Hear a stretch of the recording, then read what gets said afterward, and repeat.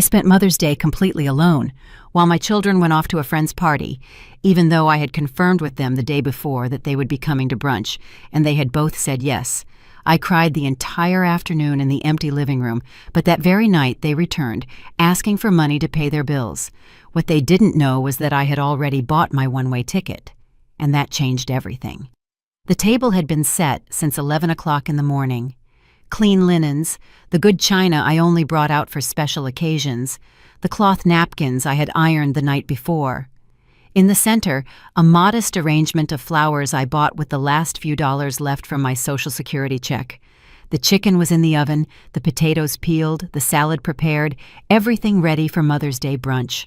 I confirmed with them the day before. I called Tanisha first. She answered in a rush, like always, with that tone of voice she used when she was multitasking while talking to me. I asked if they were coming tomorrow. She said, "Yes, Mama, of course we'll be there." Then I called Malik. He was more direct. "Yeah, Ma, we're coming. Don't worry about it." He hung up fast. I was relieved. I thought that this time would be different. I thought that this time they would remember. I settled onto the living room sofa and waited. I looked at the clock at 12 o'clock. Nothing. By 12:30, I started to feel that familiar knot in my stomach. At 1 o'clock sharp, the chicken was ready. I took it out of the oven. The smell filled the empty house. I set the table and sat down. I waited a little longer. At 2 o'clock in the afternoon, I dialed Tanisha's number. No answer. I tried Malik. Straight to voicemail. I tried again. Nothing. The chicken was getting cold. The potatoes, too. I got up and walked to the window. The street was quiet. Some families passed by, walking, laughing, mothers with their children, flowers in their hands, hugs. I returned to the table. I sat alone across from all those empty plates. Then I understood. They weren't coming again. Not this year, just like last year, just like my birthday, just like Christmas. They always had an excuse, always something more important than me. I stayed seated there for I don't know how long. The clock ticked to 3, then 4, then 5. The evening light began to shift. The shadows stretched longer in the room. Everything was so silent that I could hear my own breathing. I could hear the sound of my heart breaking once more. At 6 o'clock in the evening, I got up and put the food in the fridge. No one was going to eat it. I cleared the dishes, folded the linens, put away the napkins, and tossed the flowers in the trash. They were wilted anyway, just like me. I sat back down on the sofa, and that's when the tears started to fall. They weren't loud tears, they weren't dramatic sobs. They were silent tears, the kind that hurt the most because they come from deep inside, from the place where you keep all the disappointments you don't want to admit, the place where you know the truth but prefer to pretend it doesn't exist. I cried, thinking about all the Mother's Days I'd spent alone. I cried, thinking about all the times they had promised to come and didn't. I cried, thinking that I had given my whole life for them, and they couldn't give me even one afternoon. I'm 70 years old. 70 years of life, 48 years of being a mother. And that day, in that empty room, I realized something I had been denying for a long time. My children didn't love me, or maybe they did love me, but not enough. Not enough to remember, not enough to be present, not enough to care. Night fell, and I was still there, unmoving, without turning on the lights. Just me, the darkness, and that weight on my chest that I didn't know how to remove anymore. I thought about calling them again. I thought about sending them a text. I thought about telling them how I felt. But I didn't, because I knew they would say the same old thing. "Sorry, Mama. Things got complicated. Next time." Always the next time, which never came. It was almost 10 o'clock at night when I heard the car pull up outside. I recognized the engine's sound. It was Malik's. Then I heard voices, laughter, footsteps in the yard, the key in the lock, the door opening. They flipped on the living room light and saw me sitting there in the dark, with swollen eyes, my soul shattered. Tanisha was the first to speak. "Hey, Mama, we just thought we'd stop by." She was wearing a fancy dress, her makeup perfect. She smelled of expensive perfume and alcohol. Malik came in behind her. He was also dressed up, new shirt, shiny shoes. He looked at me with that casual smile he used when he wanted something. "Hey, Ma, how was your day?" I didn't answer. I couldn't. I had a knot in my throat that kept me from speaking. I looked at them and saw everything. I saw the truth I had been avoiding. They had been at a party, having fun, drinking, laughing, while I was crying alone in this empty room. Tanisha sat down in the armchair across from me. Malik remained standing. There was an uncomfortable silence. Then Tanisha pulled out her phone, looked at the screen, and looked back at me. "Mama, we need to talk about something important." Malik approached and sat on the arm of the sofa. "Yeah, Ma, we have a problem. We need you to help us." Tanisha nodded. "It's urgent, Mama. It's the monthly bills. Everything piled up. Malik's rent, my credit card. It's about $3,000. We need you to lend it to us." I looked at them both. There were my children. The children I had worked for until my back broke. The children for whom I had given up everything. The children who hadn't come to brunch with me on Mother's Day. But they came that very night to ask me for money. Something broke inside me at that moment, something that was never going to be put back together. I looked at them and thought about the envelope I had tucked away in my bedroom. The envelope with the bus ticket, the one-way ticket with no return. They didn't know yet. They didn't know that I had already made a decision. They didn't know that this was going to be the last time they saw me like this, quiet, submissive, available. They didn't know that everything was about to change, and while they continued talking about their problems, their debts, their needs, I only thought about one thing. My name is Vivian Sterling. I'm 70 years old and I already bought my one-way ticket. It wasn't always like this. There was a time when my children hugged me when they got home from school. A time when Tanisha ran to me yelling, "Mama," and clung to my neck. A time when Malik sought me out to tell me everything he had learned that day. There was a time when I was important to them. We were poor, but we were happy. Or at least, I thought we were happy. We lived in a small house on the edge of Cloverdale, Georgia. 2 bedrooms, 1 bathroom, a kitchen where the 4 of us barely fit. My husband Marcus worked construction. I cleaned houses. Between the 2 of us, we scraped together enough to eat and pay the rent. We didn't have anything left over, but we didn't go without either. The children were small. Tanisha was 6 years old. Malik was 4. They ran around the house barefoot. They played with rocks and sticks because we didn't have money for toys. But they didn't care. They were children. They were innocent. They didn't yet know that we were poor. They didn't yet know that other families had more. I bathed them every night in that old tub we had. I washed their hair carefully, trimmed their nails, put on the clean clothes I had washed by hand that afternoon, put them to bed, and told them stories until they fell asleep. They were my whole life. My reason for waking up every morning. Marcus was a good man, quiet, hard-working. He didn't talk much, but he loved me in his own way. He came home tired from work, sat at the table, and ate what I had prepared. Sometimes he looked at me and said, "Thank you, Vivian." That was enough for me. I didn't need more. But everything changed when Marcus died. It was an accident at the construction site. A beam fell wrong. He didn't suffer, they told me. It was quick, as if the speed of death made it hurt less, as if it were a comfort. He was 42 years old. I was 38. Tanisha was 12, and Malik was 10. Suddenly, I was alone with 2 children, no steady job, no savings, nothing more than my hands and my will to keep going. The survivor benefits they gave me after Marcus's death were pitiful, $500 a month. It wasn't enough even for food. So I worked. I worked like I had never worked in my life. I cleaned 3 houses in the morning, washed other people's clothes in the afternoon, ironed at night. I slept 4 hours if I was lucky. I got up before dawn, and I went to bed after midnight. My hands became calloused, my back started aching, my knees began to give out, but I didn't care because my children were okay. Because Tanisha and Malik had food on the table, because they could go to school, because they had clean clothes, because they had shoes, because they had a mother who would give her life for them. And I was ready to give it. Tanisha was the oldest, always more serious, more responsible.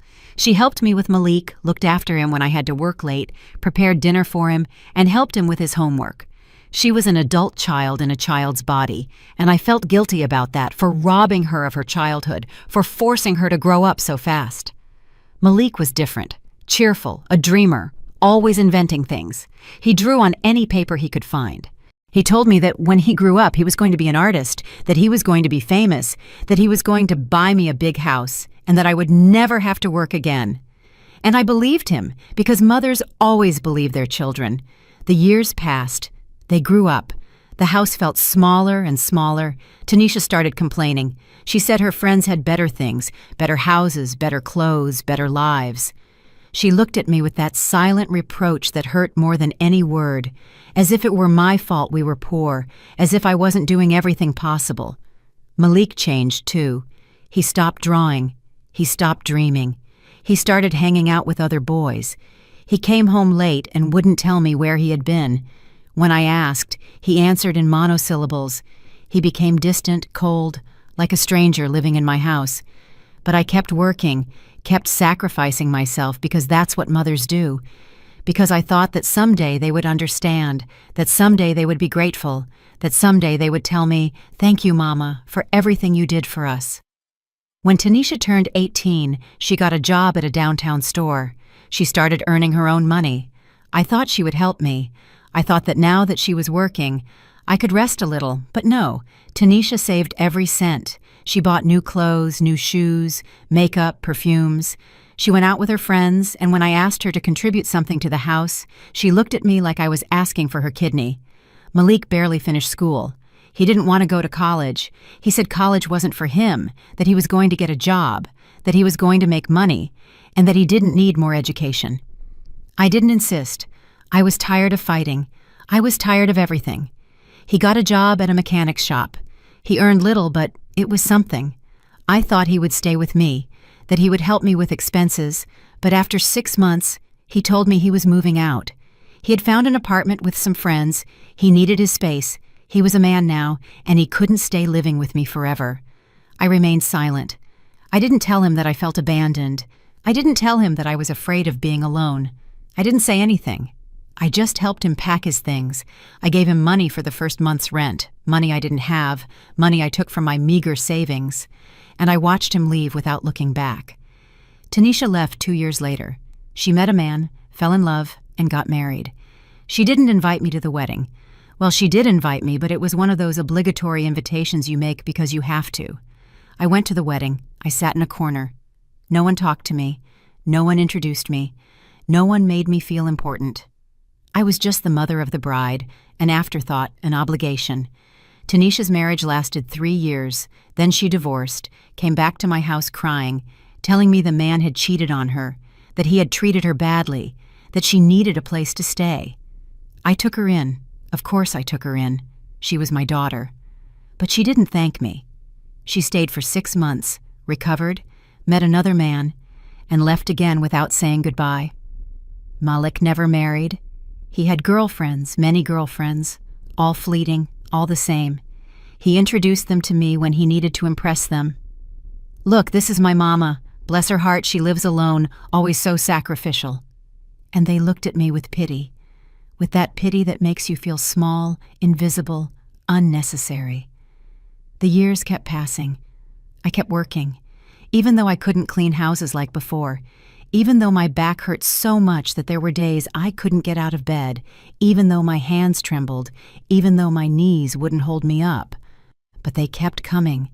Tanisha and Malik kept coming when they needed something. Money, almost always. $200 for rent, $300 for a debt, $500 for an emergency. They never quite explained. And I gave. I always gave, even if I had to skip buying my medicine, even if I had to eat less, even if I had to turn off the heat in winter to save, because they were my children, because I loved them, because I thought that someday they would change, that someday they would grow up, that someday they would realize everything I had done for them. But that day never came. And while I waited for that day, they kept taking, kept asking, kept forgetting about me until that Mother's Day. Until that day I sat in the empty living room, crying, waiting, slowly dying inside. And they arrived that night, smelling of partying and having fun, of a life I never had, and asked me for $3,000 as casually as asking for a glass of water. That's when something clicked in my head, when I understood that this was never going to change, that they were never going to change, that I could keep giving and giving until I dropped dead, and they would keep taking without thanks, without remembering, without loving. That night, I didn't give them the money. I told them I didn't have it. Tanisha got mad. She made that face she made when things didn't go her way. "But Mama, you always have something tucked away. You always help us. It can't be that right now. You have nothing."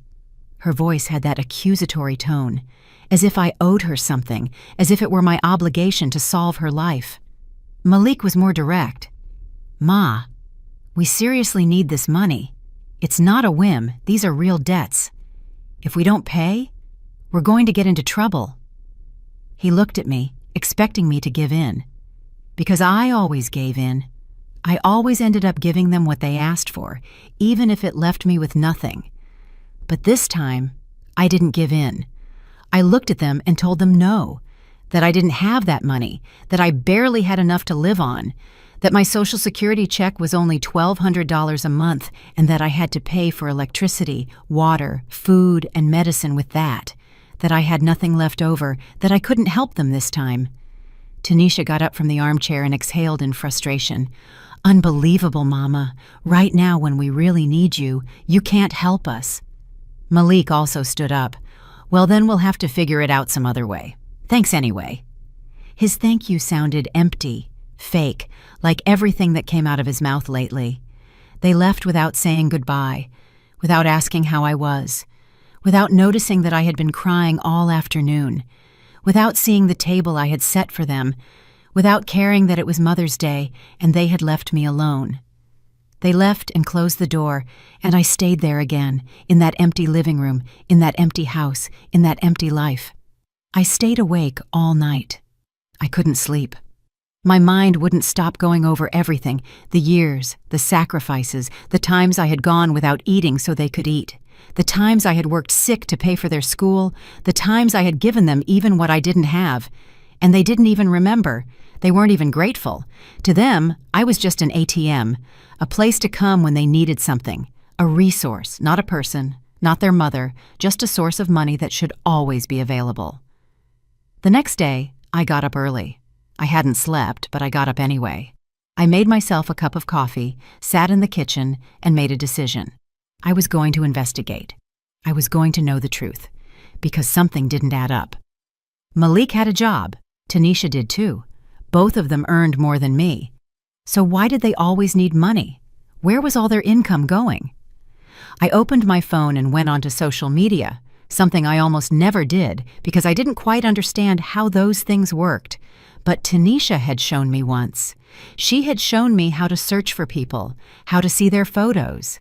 I searched for Tanisha's profile first, and there it all was. Photos and more photos.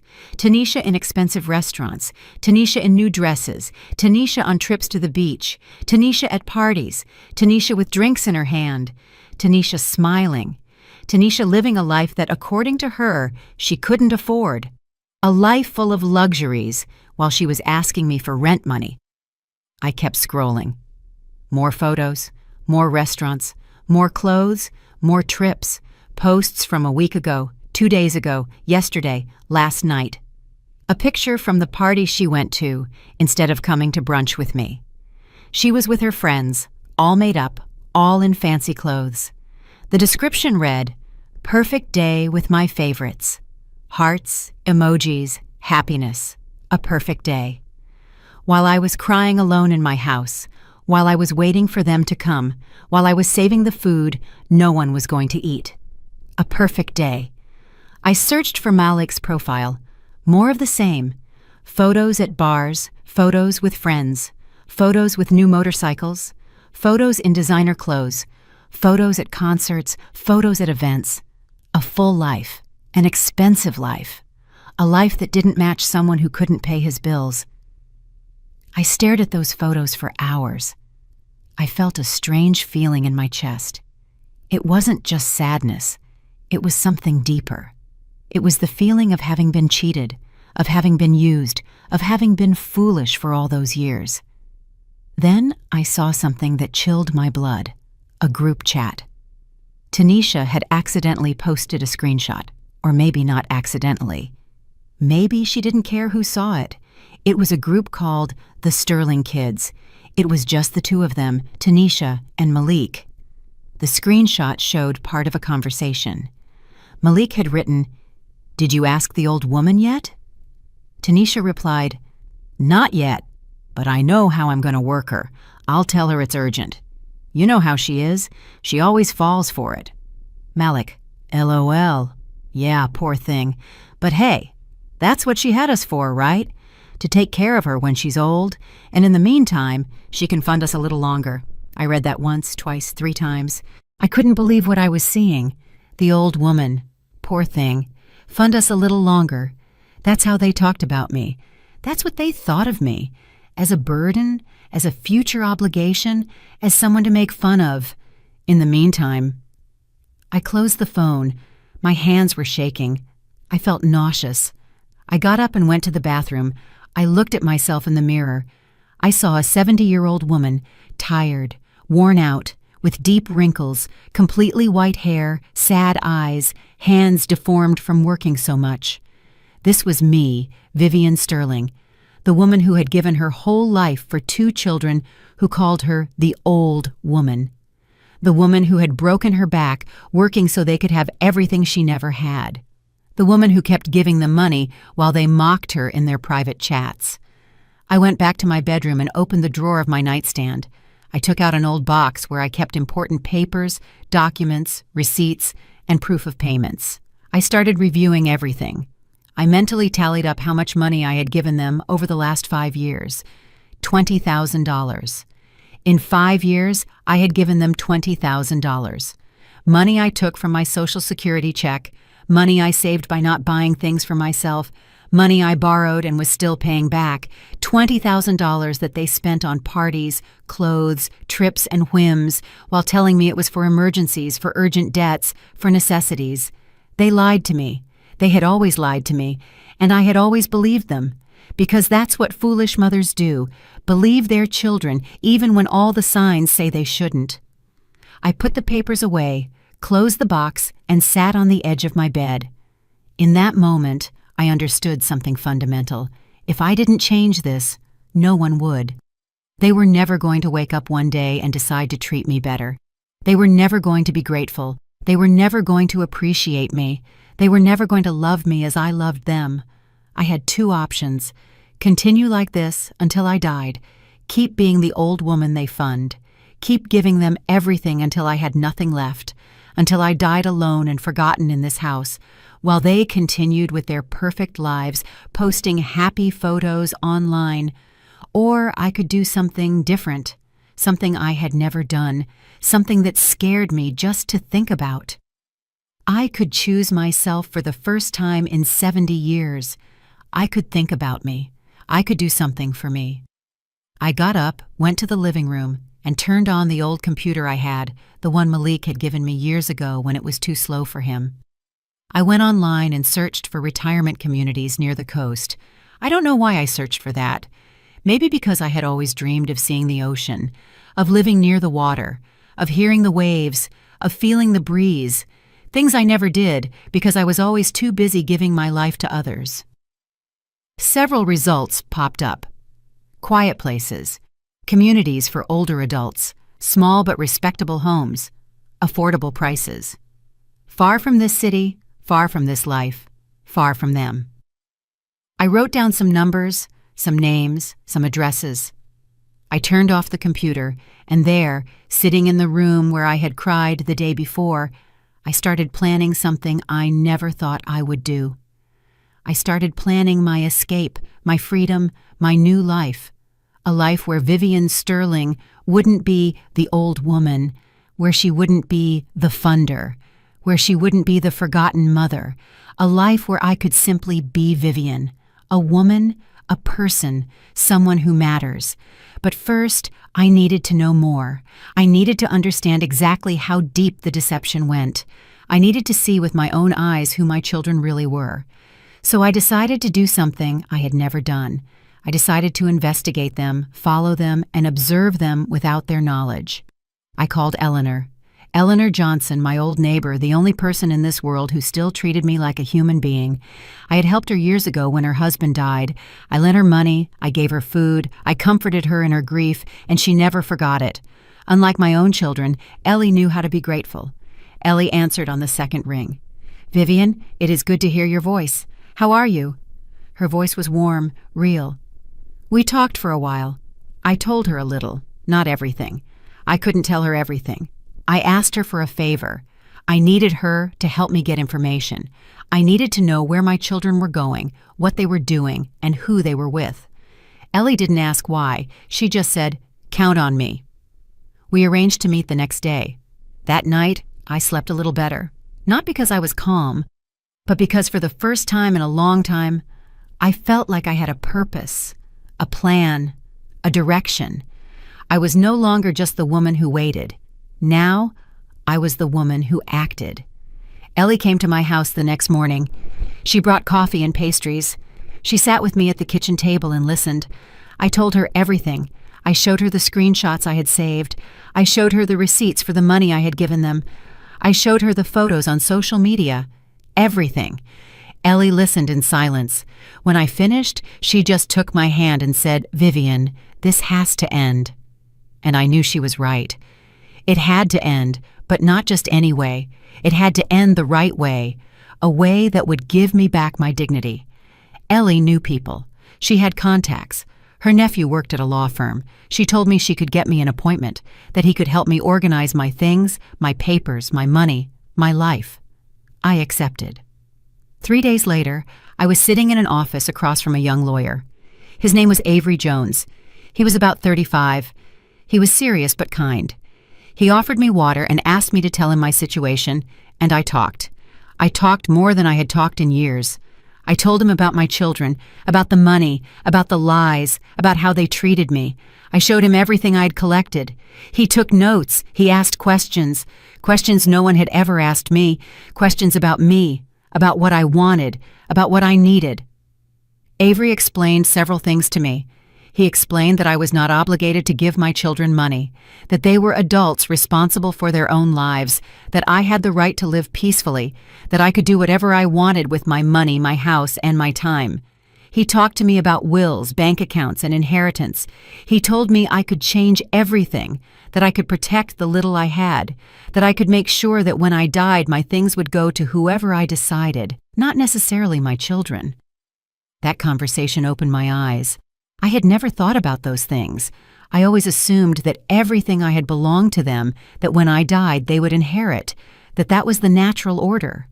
But Avery made me understand that I could decide, that I was still alive, that I still had a voice, that I still had power. I asked him how much his services cost. He gave me a price, $500 for all the paperwork. It was a lot of money for me, more than I had available. But Ellie had lent me the money. She told me to pay her back when I could, or not to pay her back at all, that the important thing was for me to be okay. I hired Avery that same day. He asked for documents, deeds, bank papers, and receipts. I told him I would bring him everything. We agreed to meet the following week to start the process. I left that office feeling different, stronger, clearer, as if someone had turned on a light in a dark room where I had been living my whole life. Now I could see things as they were, not as I wanted them to be. That night I reviewed all my documents, the house deed, my old will, my bank accounts, my pension. Everything was in order, but nothing was the way I wanted it. The old will said everything went to Tanisha and Malik in equal parts, the house, the money, everything, as if they deserved it, as if they had done something to earn it. I decided that was going to change, but not yet. First, I needed to observe more, understand more, see how far their lying went, how deep their disrespect was. I needed to be completely sure before making decisions I couldn't reverse. I started following them discreetly, like an amateur detective. I knew where Malik worked and I knew where Tanisha lived. I started passing by those places, observing, taking mental notes. I saw Malik leave the mechanic's shop one Tuesday afternoon. He wasn't alone. He was with a young woman, very young, maybe 25 years old. They got into a new car, a car I didn't recognize, an expensive car. They drove off together, laughing, holding hands. I followed them on the bus. They went to a downtown restaurant, one of those places where the plates run $50. I watched them go in. I saw them sit next to the window. I saw them order wine. I watched as Malik showed her the menu, how he smiled at her, how he treated her like she was someone special. My son, who told me he couldn't pay his rent, was spending $100 on dinner. My son, who was asking me to borrow money, was in a new car. My son, who was supposedly broke, was living like he was swimming in money. I stayed outside the restaurant. I waited. I don't know why I waited. Maybe because I needed to see more. I needed to confirm what I already knew. They came out 2 hours later, still laughing, still happy. They kissed on the street, got into the car, and left. I returned home on the last bus of the night. I arrived tired, sad, but also surer, more convinced that what I was doing was right. The next day was Tanisha's turn. I knew she worked at an office in the mall. I went early. I sat on a bench outside her job. I waited. I saw her leave at lunchtime. She was with 2 friends, the same ones from the photos on social media. They went to a clothing store. I followed them. I went into the store behind them. I stood looking at the racks while I listened to them talk. Tanisha tried on a red dress. It cost $200. Her friends told her it looked beautiful, that she should buy it. She hesitated for a moment, then said, "Yes, I'm taking it. I already paid off the debts anyway. Now I can treat myself." She already paid off the debts. The debts she asked me for $3,000 for 2 weeks ago. The debts that supposedly had her desperate. She had already paid them and was now buying a $200 dress like it was nothing. I left the store before them. I didn't want them to see me. I didn't want to confront them yet. It wasn't the right time. I went back home. I sat in my room and took out an old notebook I had.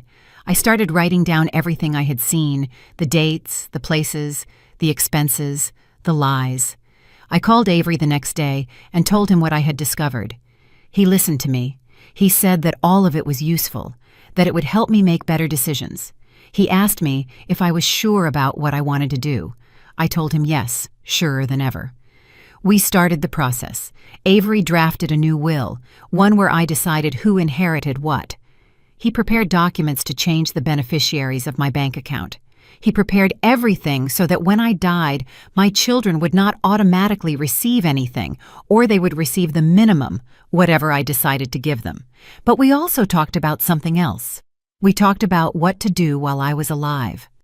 Avery suggested I open a new account, an account my children didn't know about, where I could keep my money, where they couldn't ask me because they wouldn't know it existed. I did exactly that. I opened an account at a different bank.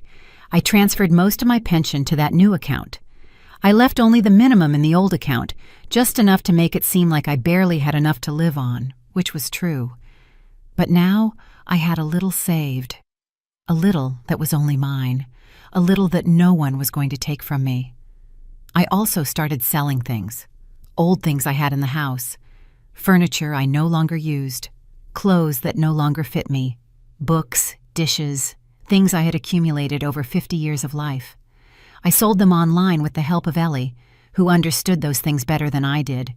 It wasn't much money, 50 here, 100 there, but it added up. I saved every cent in my new account, my secret account, my escape fund, because that was what I was planning, an escape, a way out, a way to disappear from this life that was slowly killing me. Every day that passed, I was surer. I didn't want to continue like this anymore. I didn't want to be the mother who begged for crumbs of affection. I didn't want to be the old woman who funds them. I looked up bus tickets. I looked up distant destinations, Places where no one knew me, where I could start over, where Vivian Sterling could be someone different, someone free. I found a coastal town about 600 miles from here, a small, quiet place, with cheap houses, with a view of the sea, with that ocean I always wanted to see. The ticket cost $70, one way. I saved that information. I hadn't bought it yet, but I knew I would soon. In the meantime, I kept pretending. I kept being the same Vivian as always when Tanisha or Malik called, which was rare. Very rare. 2 weeks passed without hearing from them. Not a call, not a text, nothing, as if I didn't exist, as if I had died and no one had noticed. But I was fine. For the first time in a long time, I was fine being alone, because I knew that loneliness was temporary, because I knew I was doing something, that I was taking control, that I was building something new. Ellie came to visit me often. We drank coffee. We talked. She told me about her grandchildren, about her life. I told her about my plans. She supported me. She told me I was doing the right thing, that I deserved to be happy, that I deserved to live for myself. One day, she said something that stuck with me. Vivian, you gave 50 years of your life for them. Now it's time for you to give yourself at least 10 years for you, before it's too late. And she was right. I was 70 years old. If I was lucky, I had 10 or 15 more years left. And I wanted to live them, truly live them. Not just exist, waiting for my children to remember that I had a name. I signed the new papers with Avery, the new will, the bank documents, everything legal, everything in order. He gave me copies. He explained that now everything was protected, that I had done the right thing. He shook my hand as we said goodbye. He told me, "Take good care of yourself, Mrs. Sterling. You deserve the best." I left that office feeling light, as if a weight had been lifted off me, a weight of years, of decades, of a lifetime carrying guilt that wasn't mine. That night, I sat in front of the computer. I bought the ticket. A bus ticket, one way, destination, Coastal Haven. A town I didn't even know, but that would soon be my home. The departure date, in 2 months. Enough time to organize everything, to tie up loose ends, to say goodbye to this life without making a sound. The ticket was tucked away in the drawer of my nightstand. I looked at it every night before sleeping. It was my reminder, my promise, my hope. In 2 months, I would leave here. In 2 months, I would be free. But before leaving, I needed to do something. I needed them to know. I needed them to understand what they had done. Not for revenge, not for hate, but for dignity, out of respect for myself, for all the mothers who keep quiet and endure until they can't anymore. I told Ellie my plan. She looked at me with those wise eyes of hers. She asked me if I was sure. I told her yes. She asked me if I wouldn't regret it later. I told her that the only thing I regretted was taking so long. Ellie helped me plan everything. We decided I would have a dinner, a last supper. I would invite Tanisha and Malik. I would tell them I had something important to announce. They would come. Of course they would come. They would think I was going to give them something. Money, the house, something. They always thought I was going to give them something. But this time it would be me who took. I would take my life back. I would take my dignity back. I would take my name back. We set the date. Saturday in 3 weeks. Enough time to prepare everything, enough time to ensure I wouldn't back out. I called Tanisha first. She answered on the 4th ring.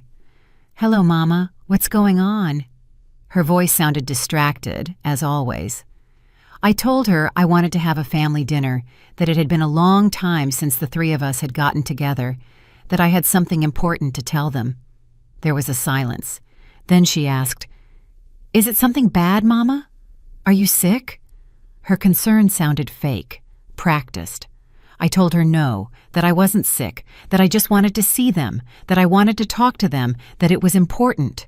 She accepted. She said she would be there. I hung up and called Malik. The conversation was almost identical. He also accepted. He also asked if I was sick. He also sounded like he was doing something else while talking to me. But they confirmed. Both of them said they would come. I marked the date on the calendar. 3 weeks. 21 days, 504 hours. I started counting backward. During those 3 weeks, I prepared everything meticulously.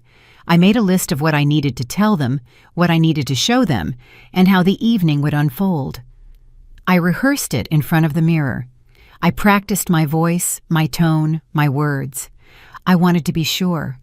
I wanted to be firm. I also prepared the evidence.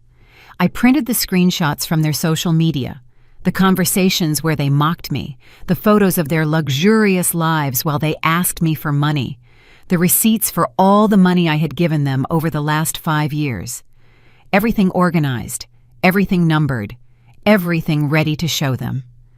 Avery prepared official documents for me, a letter where I declared that I was withdrawing all financial support from my children, that they would not receive another cent from me, that they had to fend for themselves, that they were adults, and it was time for them to act like it. Copies of the new will, copies of the changes to my bank accounts, everything legal, everything signed. I also prepared envelopes, 3 envelopes, one for Tanisha, one for Malik, one for Ellie. In Ellie's envelope, I put a thank you note and $500, the money she had lent me, plus a little extra for her friendship, for her loyalty, for being the only person who treated me like a human being. In Tanisha's envelope, I put the keys to a safe deposit box.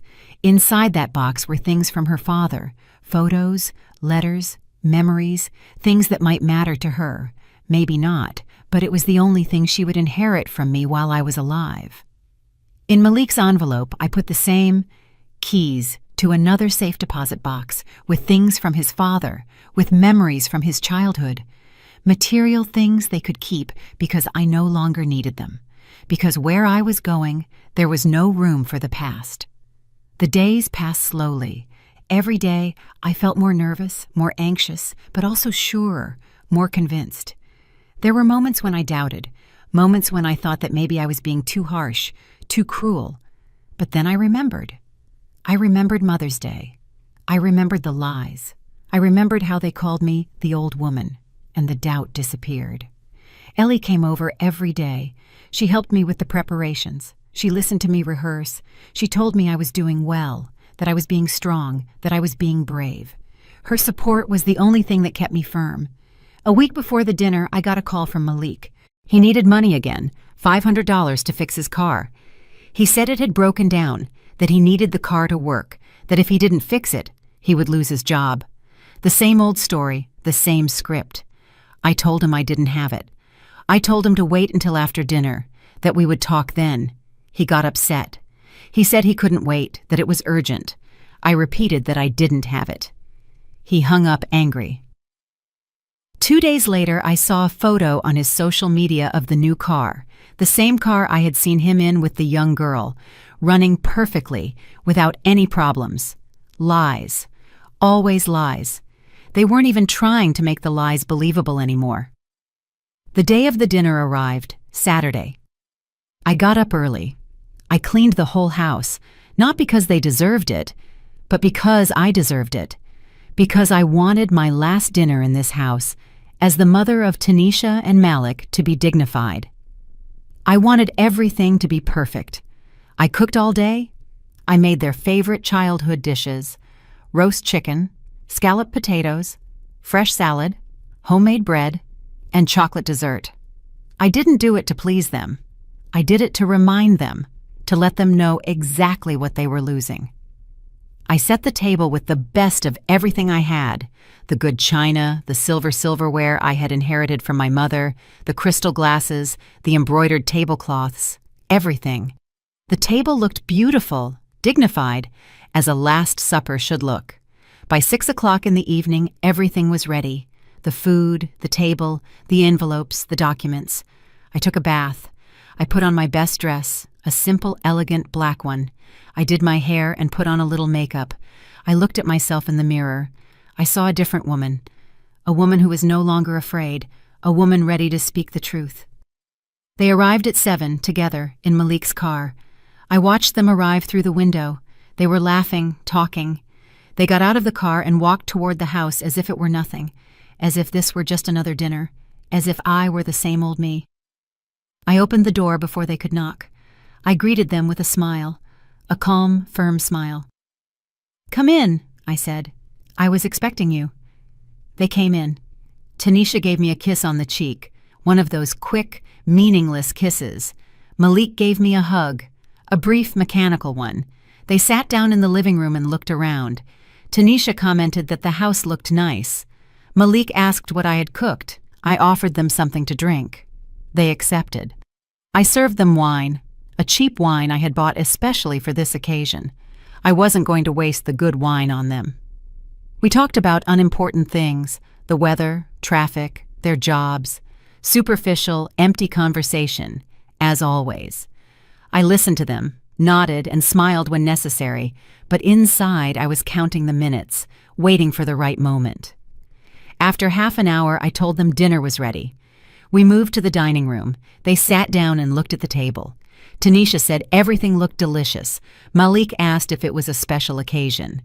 I told them yes, it was very special, but I would explain after dinner. We ate. They talked amongst themselves. I barely spoke. I just observed them, studied them. I tried to find something in them that would make me doubt, something that would make me change my mind, something of the children they once were, some sign of true love. But I found nothing. I only saw two selfish adults eating at my table, enjoying my food, waiting to see what they could get out of me this time. We finished dinner. I cleared the dishes. Tanisha offered to help.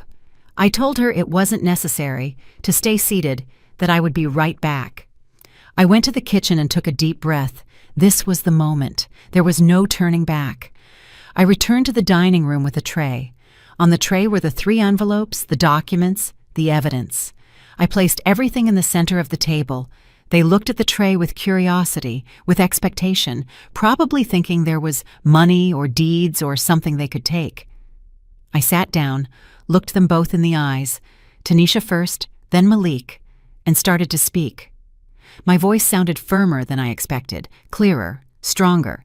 I told them I had called them because I had something important to tell them, something I had been keeping inside for a long time, something I couldn't keep quiet about anymore. They nodded, waiting, still not understanding. I told them I knew everything, that I knew about their lies, that I knew how they talked about me, that I knew they called me the old woman, that I knew they mocked me while I gave them my last dime, that I knew their emergencies were lies, that their urgent debts were invented, that everything was false. Their faces changed. Tanisha's smile disappeared. Malik's eyes widened. They tried to speak. They tried to interrupt. I held up my hand. "No," I said. "It's my turn to talk now. You've had years to talk, years to lie. Now you listen to me." I took out the first envelope, the one that contained the screenshots. I put them one by one on the table in front of them so they could see them, so they couldn't deny it. There were their conversations, their mockery, their plans to get money from me, everything printed, everything real, everything undeniable. Tanisha went pale. Malik was motionless. He stared at the papers as if they couldn't believe what they were seeing, as if they couldn't believe I had discovered their secret. "Mama," Tanisha began. "I didn't mean to say," I interrupted her. "I'm not interested in what you meant to say. I'm interested in what you said, and what you said was enough." Malik tried to justify himself. "Mama, that was months ago. We were just kidding. We didn't mean it." I looked him directly in the eyes. "Don't lie to me anymore, Malik. Don't disrespect me by continuing to lie to me in my own house. Those conversations were from 2 weeks ago. And you weren't kidding. You were saying what you really think of me." I took out more papers, the receipts, the entire list of the money I had given them over 5 years, $20,000 in total. I put it in front of them. $20,000, I said. "That's what I gave you in 5 years. Money you asked for emergencies, for urgent debts, for survival. Or so you told me." Then I took out the photos from their social media. Tanisha in expensive restaurants, Malik with his new car, both of them on trips, both of them in designer clothes, both of them living lives they clearly could afford while telling me they were broke, while asking me for money I didn't have. "This is what you were doing with my money," I said. While I ate cheap rice and beans to save, while I stopped buying my medicine to give to you, while I broke myself so you could be comfortable, you spent my sacrifice on luxuries, on whims, on things you didn't need. Tanisha tried to speak. Mama, let me explain. There is nothing to explain, I said. The numbers don't lie. The photos don't lie. Your own words don't lie. The only ones lying here are you, and you have been doing it for years. Malik got up from his chair. This is ridiculous, Mama. You're overreacting. You're attacking us over some private conversations. Everyone says things they don't mean when they're with friends. I watched him stand up. I didn't move. He didn't intimidate me. Sit down, Malik. I'm not finished. Something in my voice made him obey. He sat down. Tanisha had tears in her eyes, fake tears. Tears of shame at being caught, not tears of true remorse. I knew the difference. I told them about Mother's Day. I told them exactly how I felt. I told them I confirmed with them the day before, that they said they would come, that I prepared everything, that I waited, that I cried all afternoon in that empty room while they were at a party, while they were having fun, while they didn't care about me at all. Tanisha sobbed. Mama, I'm so sorry. It was a mistake. We should have come. A mistake? I repeated. A mistake is forgetting to buy milk. A mistake is being late. What you did wasn't a mistake. It was a choice. You chose a party over your mother. You chose your friends over me. And then you had the nerve to come here that same night and ask me for money. Malik had his head down. He wouldn't look at me. He knew he had no defense. He knew everything I was saying was true. I told them that the night they arrived asking for $3,000 was when something shifted inside me, when I understood that it was never going to be enough, that I was never going to be important to them, that I was just a source of funds. I took out the documents Avery had prepared, the new will, the bank changes. This is what I came to tell you tonight, I said. This is the important announcement I had to make. I showed them the will. I explained that I had changed everything, that they would no longer inherit automatically, that I had decided what to do with my things, with my money, with my life. Tanisha stopped crying. She looked at me with wide eyes. What does that mean, Mama? It means I took control, I replied. It means you won't manipulate me anymore. It means you won't lie to me anymore. It means you won't get another cent from me. It's over. Malik stood up again. This is crazy. You can't do this. We're your children. We have rights. I looked at him coldly. You have a right to nothing. I worked for every cent I have. I broke my back to give you everything, and you paid me back with lies and contempt. So yes, I can do this. And I already have. I showed them the bank papers. I explained that I had opened a new account, that most of my money was there, that they didn't have access, that they would never have access, that what I decided to do with that money was my business, not theirs. Tanisha stood up. Her face changed. Sadness turned to rage.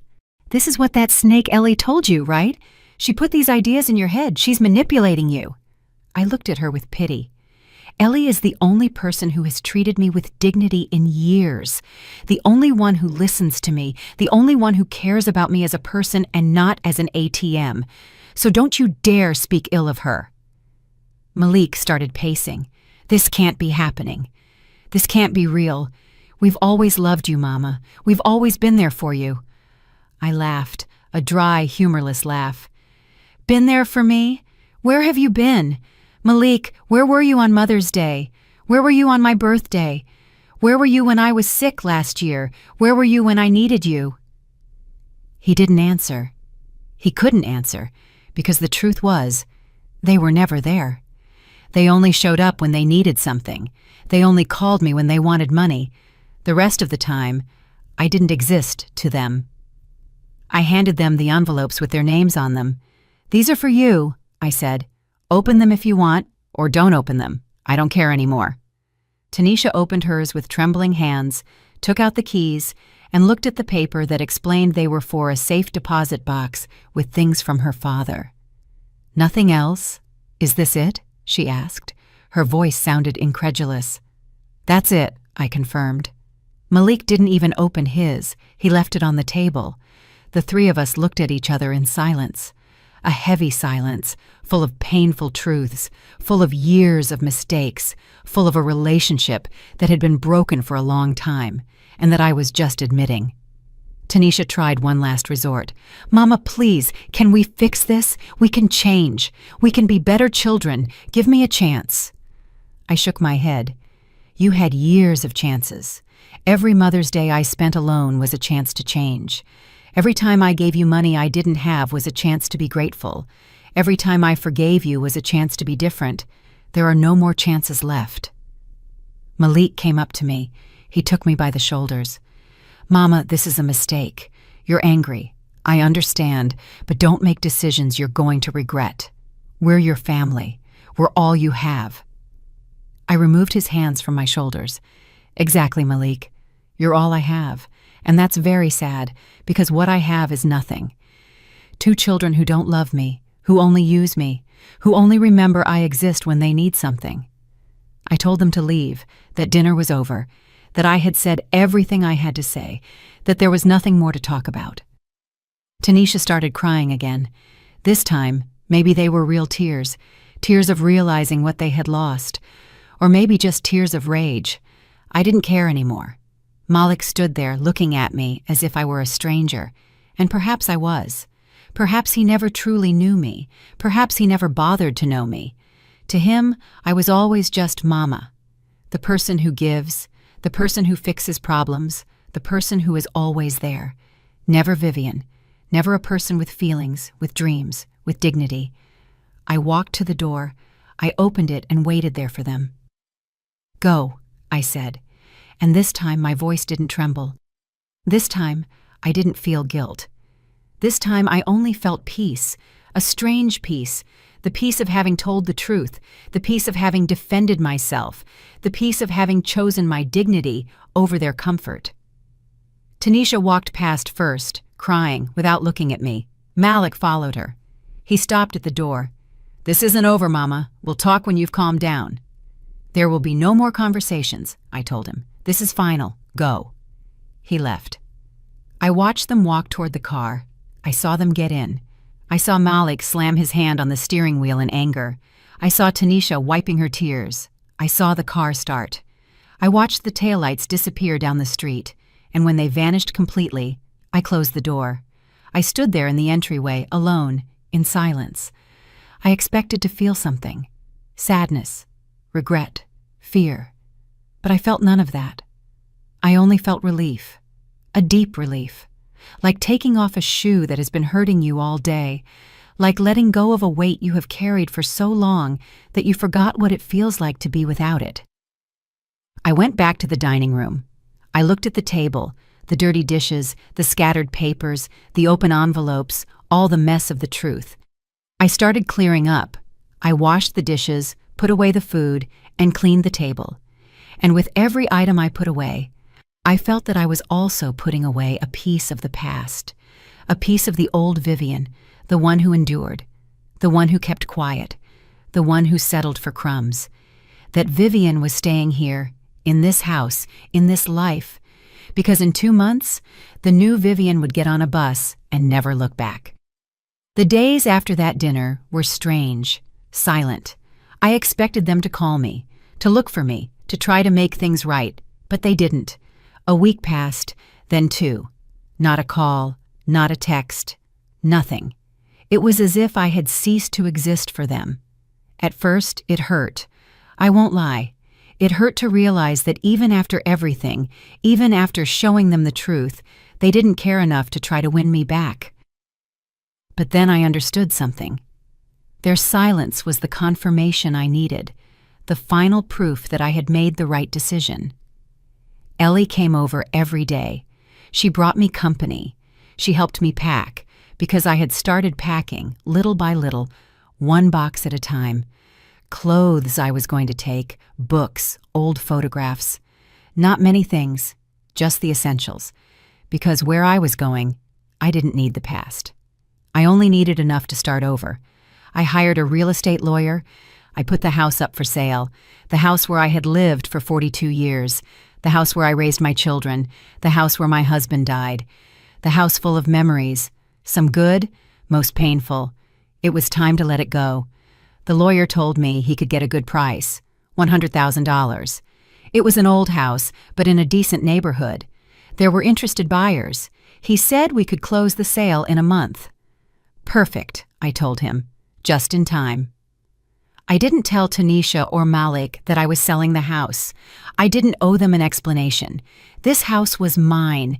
It was in my name. I had paid for it with my labor, with Marcus's pension money, and with my own savings over all those years. They had no right to it while I was alive. I started giving things away, old furniture, appliances I no longer needed. I gave them to the neighbors, to the people in the neighborhood who had always been kind to me, people who greeted me on the street, who asked how I was, people who treated me with more respect than my own children. Ms. Eva Carter from the corner took the dining room table, the same table where I had just had that dinner with Tanisha and Malik. She was so happy. She hugged me. She thanked me 1,000 times. She told me she would take good care of it, and I knew it was in better hands than if I had left it to my children. Mr. George Thomas from the building next door took the sofa. I gave the television to the lady who sold flowers on the corner. Everything that left the house made me feel lighter, as if I were casting off moorings, preparing to float. One afternoon, 3 weeks after the dinner, there was a knock at my door. It was Tanisha, alone. She had a look of great consequence on her face, as if she had rehearsed what she was going to say. I let her in, not because I had forgiven her, but because I was curious to see what she wanted. She sat down in one of the few remaining chairs and looked around. She noticed things were missing. "Where's the sofa?" she asked. "I gave it away," I replied. Her face crumpled. "You gave it away? But that sofa was family property." "Yes," I said, "it was my family property. My family with your father, not your family. Now it belongs to someone who will appreciate it." Tanisha took a deep breath. "Mama, I came to talk, to try to fix things. I came to apologize." I looked at her without expression. "Go ahead," I said. "I'm listening." She started talking. She told me she had been thinking, that she had realized they had acted wrongly, that she regretted treating me that way, that she wanted a second chance. I listened to it all. When she finished, I asked her, "Did Malik realize it too? Does he also want to apologize?" She looked down. "He's a little more resistant. He says you exaggerated. He says you were too harsh. But I don't think so. I think you have every right to be angry." "A little more resistant," I repeated. "So he didn't come because he genuinely doesn't care. Only you came, and you came because you're worried about losing the inheritance, not because you genuinely care about me." Tanisha shook her head. "No, Mama, it's not about that. It's because I love you, because you're my mother, because I don't want to lose you." I got up, walked to the window, and looked out at the street. "You don't want to lose me," I said. "But you lost me years ago, Tanisha, when you decided your parties were more important than me, when you decided that lying to me was okay, when you decided that calling me the old woman with your brother was acceptable. You lost me in every moment you chose not to value me." "But we can make up for lost time," she said. Her voice sounded desperate. "We can start over now. I can be better. I can visit you more. I can call you more often. We can do brunch together, whatever you want." I turned around and looked at her. "It's too late for that," I told her. Then I told her I had sold the house, that I was leaving, that I had bought a bus ticket to a place where she wouldn't be able to find me, that I was going to start a new life, a life where Vivian Sterling wouldn't just be someone's mother, where she would simply be Vivian. Her face went pale. "You're leaving? Where? When? For how long?" Those were the wrong questions. The right questions would have been, "Why are you leaving? What did we do to make you reach this point? How can we make you stay?" But she didn't ask them, because deep down, she only cared about knowing where her inheritance would be. "I'm not going to tell you where," I replied, "or exactly when. And I'm not going for a little while. I'm leaving forever." Tanisha stood up. "Mama, this is crazy. You can't just leave. What are people going to say? What are we going to say when they ask about you?" There was her real concern. What are people going to say? "They'll say whatever they want," I said. "They can say I died. They can say I went crazy. They can say whatever makes them feel better. It's not my problem anymore. You two stopped being my problem." She started crying.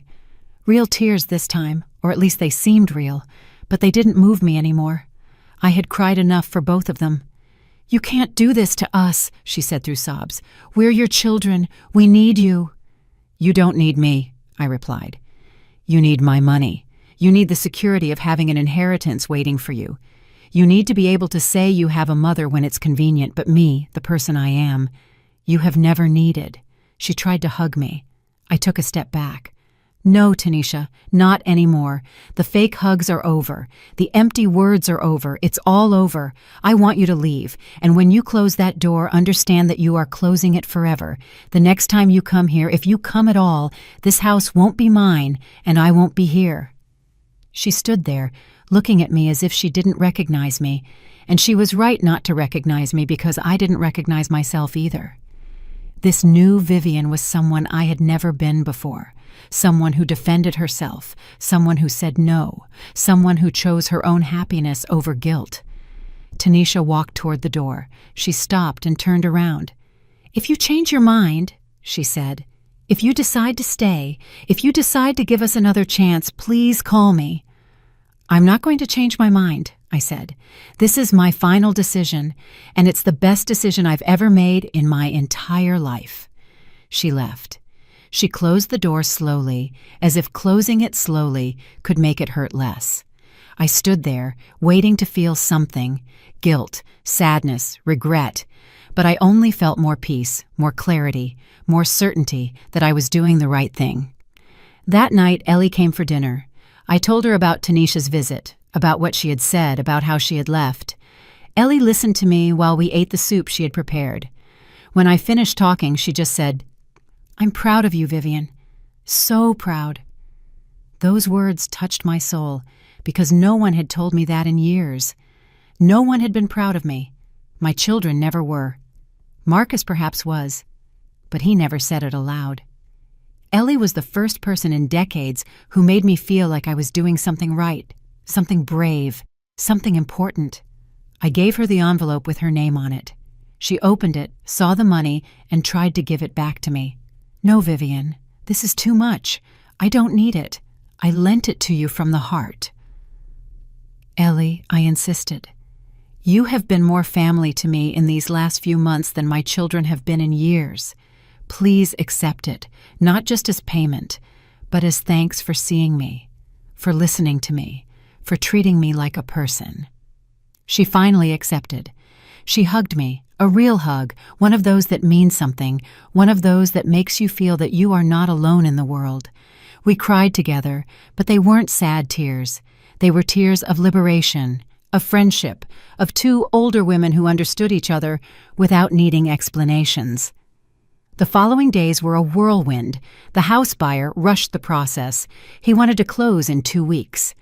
"Perfect," I said. "The faster, the better." I signed papers, documents, transfers, everything legal, everything necessary so that when I left, there would be no loose ends. Avery helped me with everything. He made sure the sale money went to my new account, the account my children didn't know about, $100,000. It was more money than I had ever had in my life, and it was all mine to do whatever I wanted with. I only withdrew what I needed in cash, $5,000. The rest I left safe in the bank, protected, for my new life, for emergencies, for whatever. But no one but me would have access. No one but me would decide what to do with it. A week before I left, I received a text from Malik. It was the first time I had heard from him since the dinner. The message said, "Mama, Tanisha told me you're leaving.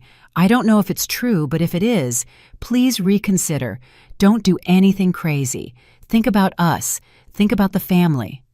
I didn't reply. There was nothing to say. I deleted the message. I blocked his number. I did the same with Tanisha's number. I didn't want their texts anymore. I didn't want their calls anymore. I didn't want anything from them. The moving day came. People from a company came. They took the few boxes I had prepared. I sent them by package delivery to Coastal Haven, to a small hotel where I would stay for the first few weeks while I looked for a permanent place. Everything was organized. Everything was planned. Everything was ready. The house was empty, completely empty. I walked through the rooms one last time. The room where I slept with Marcus, the room where Tanisha and Malik grew up, the kitchen where I prepared thousands of meals, the living room where I cried on that Mother's Day that changed everything. I said goodbye to every space, not with nostalgia, but with acceptance. This house held my past, but I was going toward my future, and the future didn't need these walls. It didn't need these memories. It only needed a 70-year-old woman with a bus ticket and a small suitcase. I closed the door for the last time. I gave the keys to the lawyer. I signed the last paper, and just like that, the house stopped being mine. 42 years of history closed with one signature and a handshake. And I didn't cry. I didn't look back. I just walked forward. Ellie took me to her house that last night. I slept on her sofa. We talked late into the night about life, about dreams, about the ocean I was about to see. She told me to visit her when I could. I promised her I would, and it was a promise I intended to keep. The day of my departure dawned with a clear sky, as if the universe knew I needed a good day to start my new life. I got up early. Ellie had already made coffee. We had breakfast together in silence, a comfortable silence, the kind that only exists between true friends. My bus left at 10 o'clock in the morning. Ellie drove me to the terminal. I carried my only suitcase, a small suitcase with the essentials, clothes, documents, some old photographs, not of my children. I left those behind. Only photos of Marcus, of my parents, of moments worth remembering. We arrived at the terminal an hour early. We sat on a bench holding hands like two sisters saying goodbye. Ellie's eyes were moist. "Vivian," she said, "you're going to be okay. I know you're going to be okay. You're going to find the peace you deserve." "I know," I replied. And for the first time in a long time, I really believed it. Then, something I didn't expect happened. While we were sitting there, I saw someone familiar. It was Tanisha. She was walking quickly toward me. Malik was following behind her. My heart sped up. How had they found me? How did they know? They came up to me. Tanisha was breathless. "Mama, thank God we found you!" Malik looked at my suitcase, my ticket in hand, the reality that I was leaving finally sinking in for them. Ellie stood up, placing herself between them and me, as if protecting me. "What are you doing here?" she asked them. Tanisha ignored her. "Mama, you can't leave like this, please. We have to talk." Malik nodded. "This is insane. You're our mother. You can't just disappear." I looked at them, calm, calmer than I thought I would be. "How did you know I would be here?" I asked. Tanisha hesitated. Then she spoke. "I called Ellie. I begged her to tell me. I told her we needed to say goodbye to you, that we needed to talk one last time." I looked at Ellie. She shook her head. "I'm sorry, Vivian. She called crying. She said she just wanted to say goodbye. I thought maybe it would be good. I thought maybe you needed that closure." I wasn't angry with Ellie. I understood why she did it. She had a good heart. She thought she was doing the right thing. "It's okay," I said. "It's fine." I stood up. I faced my children. "You have 5 minutes," I told them. "Tell me what you came to say." Malik spoke first. "Mama, you sold the house. Our house. The house we grew up in. Without even telling us, without asking us. How could you?" I looked at him directly. "That house was mine, Malik, not yours, not Tanisha's. Mine. I paid for it. I lived in it. I decided what to do with it. You have no right to it." "But it's our inheritance," Tanisha said. "It's what you were going to leave us. It's our future." "Your inheritance," I repeated. "Your future. It's interesting that you only think about what you will receive when I die, never about what you could give me while I'm alive." Never about how you could make my last years good. Only about what you will inherit." "That's not true," Malik said. "Of course, we think about you. Of course, you matter to us." I laughed, a bitter laugh. "If I mattered to you, you wouldn't be here complaining about the house. You would be asking me why I'm leaving, asking me if I'm okay, asking me what I need. But no, you only care about the money, as always." Tanisha started crying again. "Mama, please, don't leave hating us. Don't leave like this. We can change." "I swear we can. We can be better. Give me a chance. Give me time to show you I can be the daughter you deserve." I looked at her. "You had 50 years to be that daughter, Tanisha. 50 years. I don't have any more time left to wait." I took 2 envelopes from my purse, the last 2 envelopes I had prepared.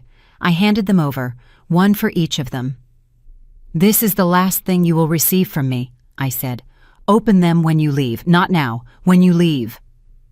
Tanisha took her envelope with trembling hands. Malik left his in his pocket without looking at it.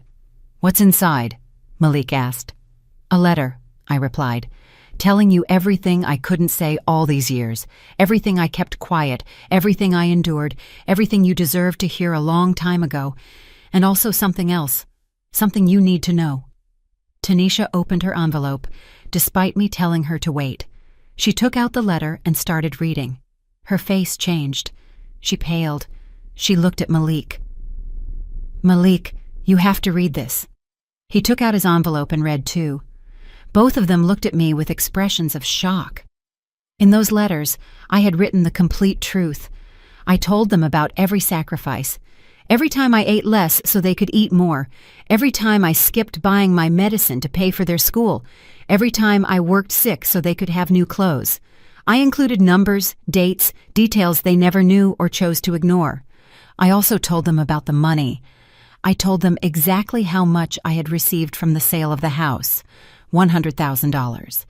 I told them that they wouldn't see a cent of that money while I was alive, that I would use it to live out my last years as I wished, without asking anyone for permission, without feeling guilty. I explained that I had changed my will, that when I died, the little that remained would be divided as follows: 50% for Ellie for being the only person who treated me with dignity, 25% for a charity organization that helps abandoned elderly women, and 25% divided between the 2 of them, if they were still alive to receive it. "This can't be legal," Malik said. "There has to be some law that protects children, that gives us a right to inheritance." I looked at him with pity. "It is completely legal, Malik. Avery made sure of that. I have every right to do what I want with my money, with my property, with my life, and this is what I chose to do." Tanisha was still crying. "But Mama, you don't have to leave. Stay. Live close to us. We can take care of you. We can be more present, please." "I already bought the ticket," I said. "I already closed the sale. I already said goodbye. There is no turning back. This is final." They announced my bus. "Departure to Coastal Haven, gate number 6, final call." It was my signal, my moment. I picked up my suitcase. Ellie hugged me tightly. "Take good care," she whispered in my ear. "Write me when you arrive. Call me when you can. And above all, be happy. You deserve it." I promised her. I turned to leave. Tanisha grabbed my arm. "Mama, wait, please. Just tell me one thing. Do you hate us?" I stopped. I looked her in the eyes. "I don't hate you," I said, "but I don't love you enough to keep sacrificing myself for you either. And that's the difference. Love has to be mutual. It has to be reciprocal. And ours never was." Malik stepped forward. "Then what are we now? What are we to you?" "Nothing," I replied, and the word sounded harsher than I intended, but it was the truth. "You are nothing to me because I was always nothing to you, just a source of funds, just an obligation, just someone who was there because she had to be. Now I don't have to be, and I chose not to be." I walked toward the boarding gate. They followed me a few steps. Then they stopped, as if they finally understood that there was nothing else to do, nothing else to say, that this was real, that their mother was truly leaving and that they had caused it. I showed my ticket. The driver checked my bag. He told me to get on board. I climbed the steps of the bus and found my seat. It was next to the window. I sat down and looked outside. Ellie was there, smiling at me, waving goodbye. Tanisha and Malik were behind her, motionless, watching as the bus prepared to leave. The engine started. The bus began to move, slowly at first, then faster. I watched Ellie get smaller. I saw my children standing there, unmoving, probably processing what had just happened, processing that their mother had left them, that their source of money was gone, that they no longer had anyone to turn to when they needed something. The bus pulled out of the terminal and onto the highway. The city began to disappear behind me. The streets I knew, the familiar buildings, the neighborhood where I lived my whole life. Everything was being left behind. And with every mile we traveled, I felt that I was breathing better, that my chest was expanding, that my heart was beating more calmly. I leaned back in the seat and closed my eyes. I thought about everything I had left behind, the house, the memories, my children, my entire life. I thought about everything I had gained: freedom, dignity, the chance to be myself, to live for me, to see the ocean. I opened my eyes and looked out the window. The landscape was changing. It was no longer buildings. It was fields, trees, mountains in the distance. Beauty I had never stopped to appreciate because I was always too busy, too tired, too worried about others. An older lady was sitting across the aisle. She smiled at me. "Traveling alone?" she asked. I nodded. "Yes, I'm traveling alone to start a new life." She smiled wider. "How brave," she said. "At our age, there are still people who dare to start over. I congratulate you." I thanked her, and I realized that I was brave, that leaving everything known to seek something better required courage. And I had it. The bus continued its journey. Hours passed. We stopped in some cities. People got on. People got off.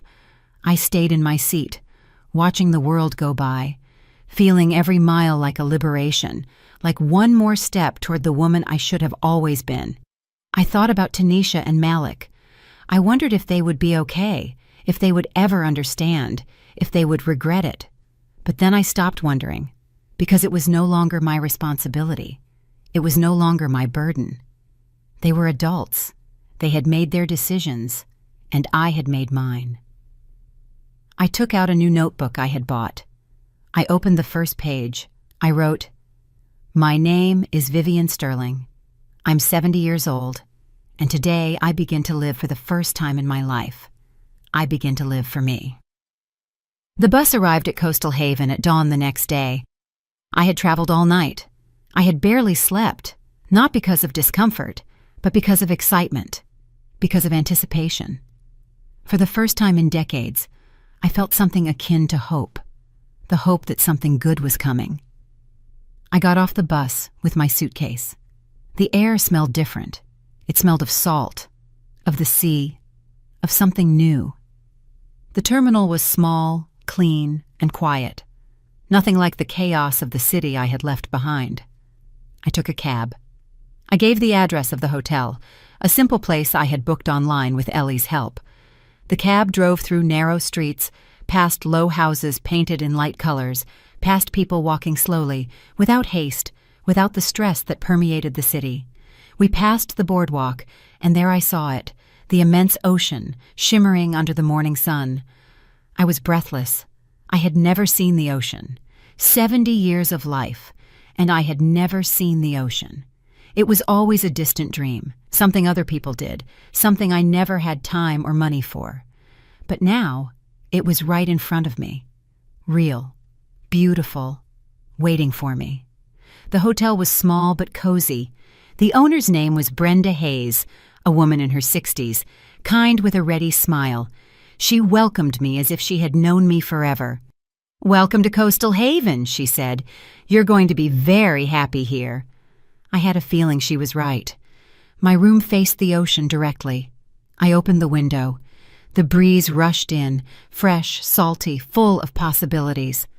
I sat on the bed, looked at that infinite horizon and cried, but not from sadness, from relief, from gratitude, for having arrived, for having had the courage to arrive. I unpacked my few things, took a shower, put on clean clothes, and went down for breakfast. Brenda served me coffee and freshly baked bread. We talked. I told her I had come to start over, that I was looking for a permanent place to live. She told me she knew some options, small, cheap houses with an ocean view. After breakfast, I went for a walk. I walked along the boardwalk, slowly, without rushing, looking at everything. The sea, the seagulls, the fishermen, the local people. Everything was so different, so calm, so far from the life I knew. I sat on a bench facing the ocean, closed my eyes, and listened to the waves, the most beautiful sound I had ever heard in my life. A sound that filled me with peace, that told me I had done the right thing, that I deserved to be here, that I deserved this new opportunity. A woman sat next to me. She was older than me, perhaps 80 years old. She wore a large hat and dark glasses. "Good morning," she said. "Good morning," I replied. "Beautiful day," she commented. "Every day is beautiful here." I smiled at her. "It's my first day in Coastal Haven." She nodded. "I know. It shows on your face, that face of someone who has just discovered something wonderful." She said her name was Miss Gloria Jenkins, that she had lived there for 20 years, that she, too, had come to escape something, a life she could no longer bear, people who hurt her, and that it had been the best decision of her life. I felt identified. We talked for hours. She told me about the town, the people, the pretty places, what life was like there, quiet, simple, without the complications of the city. She told me there was a community of older women, women who, like us, had come seeking peace, seeking to start over. She invited me to a group that met on Tuesdays, a reading group, a knitting group, a conversation group, a friendship group. I accepted without hesitation. For the first time in years, I wanted to socialize. I wanted to meet people. I wanted to make friends, because now I had time. I had energy. I had the desire to live. The following days were spent exploring. Brenda took me to see several small houses.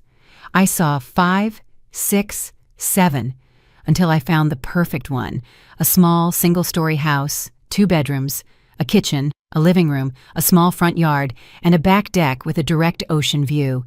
It cost $50,000. I had the money. I could pay for it. I made an offer that same day. The owner accepted. We closed the deal in 2 weeks. I signed papers, transferred the money, and just like that, for the first time in my life, I bought a house that was only mine, not shared with a husband, not thinking about leaving it to my children, just mine, for me, to live as I wished. I moved in a week later.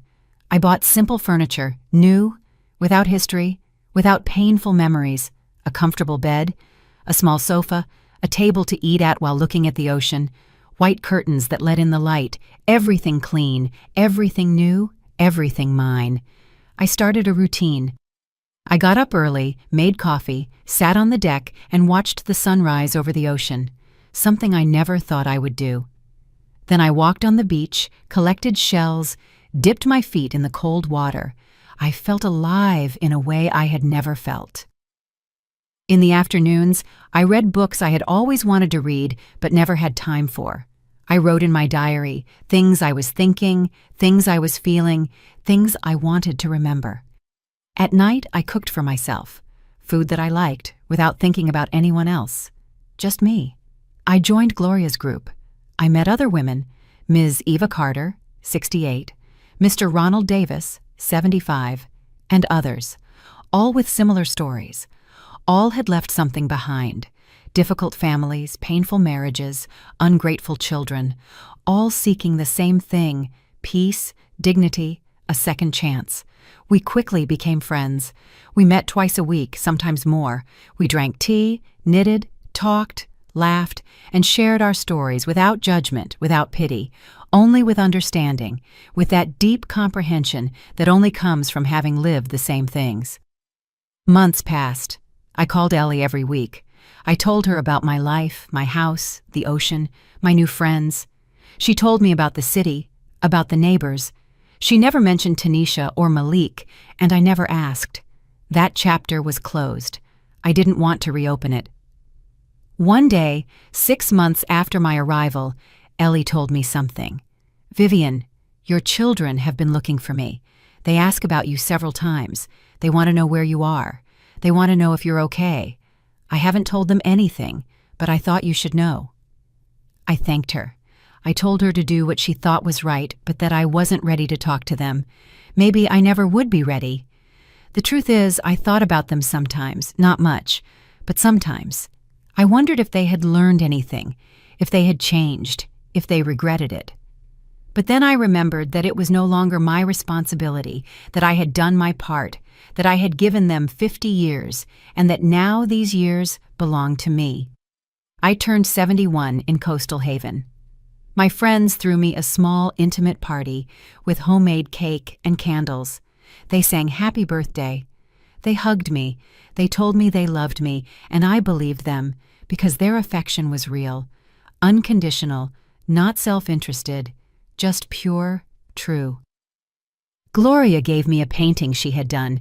It was the ocean, my ocean, the one I saw every morning from my deck. I hung it in my living room, right across from where I sat, to remind me every day how far I had come, how brave I had been, how much I had gained by choosing myself. One afternoon I was sitting on my deck watching the sunset. The sky was painted with oranges and pinks. The waves gently broke on the shore. I had a cup of tea in my hands. I was at peace, completely at peace. I thought about the Vivian I was, the woman who got up at 5 in the morning to serve others, the woman who cried alone in an empty room, the woman who settled for crumbs of affection. That Vivian had stayed in that city, in that house, in that life. The Vivian I was now was different. She was a woman who had chosen herself, who had taken the reins of her own life, who had said enough, who had had the courage to start over when everyone thought it was too late. I took out my diary and opened a blank page. I wrote the words I had been saving, the words I needed to say, the words that closed one chapter and opened another. My name is no longer theirs. I am no longer just Tanisha and Malik's mother. I am no longer just Marcus's widow. I am no longer the woman who gives and gives until she has nothing. My name is Vivian.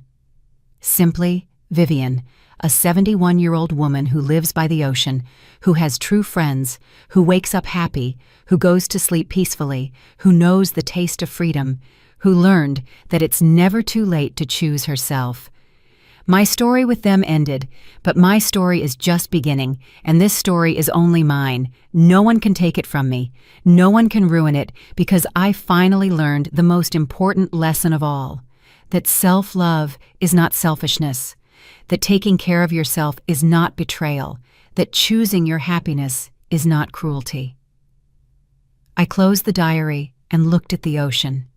The waves continued their eternal rhythm, rising and falling like life itself, like endings, which are also beginnings, like goodbyes, which are also welcomes. The sun finished setting. The stars began to appear one by one, filling the dark sky with light. I stayed seated there, breathing the salty air, listening to the sea, feeling complete. For the first time in 71 years, I felt complete.